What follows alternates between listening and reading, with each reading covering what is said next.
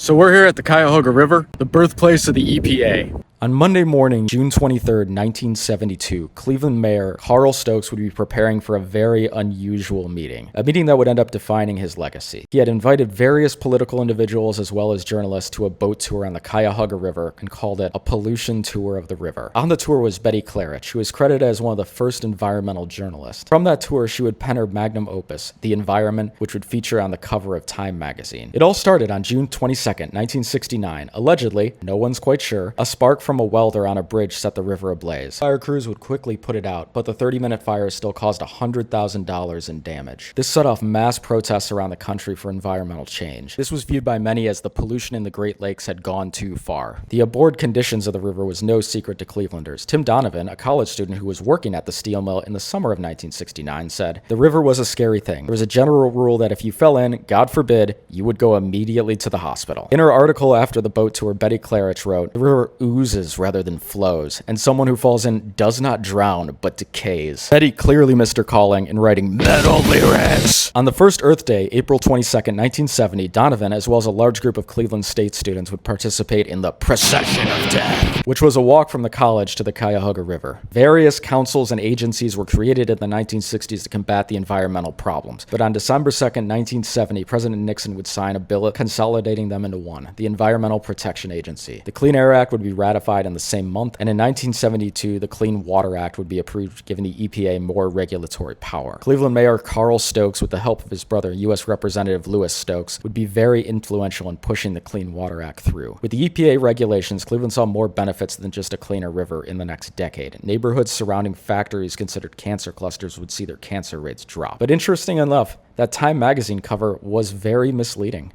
That photo wasn't of the 1969 river fire. The river fire was so brief, no one got a photo of it. That picture was from the much larger 1952 fire that did $1.5 million in damage. The 1969 river fire was rather a mild river fire, which is just such a weird sentence to say. The 1948 fire was much bigger as well, but that wasn't the first recorded incident. That belongs to the 1868 fire? Dear God. Environmental change did not happen because the river got so polluted it reached a breaking point. Actually, the river was already getting cleaner. Cleveland had voted for an $100 million improvement bill the year prior. It happened because people went the extra mile to make change. It happened because people like Betty Clarich pushed it into the public zeitgeist. It happened because Dr. Seuss wrote the Lorax. It happened because researchers started studying the negative impacts of heavy pollution. It happened because people cared enough about it and got out there to protest.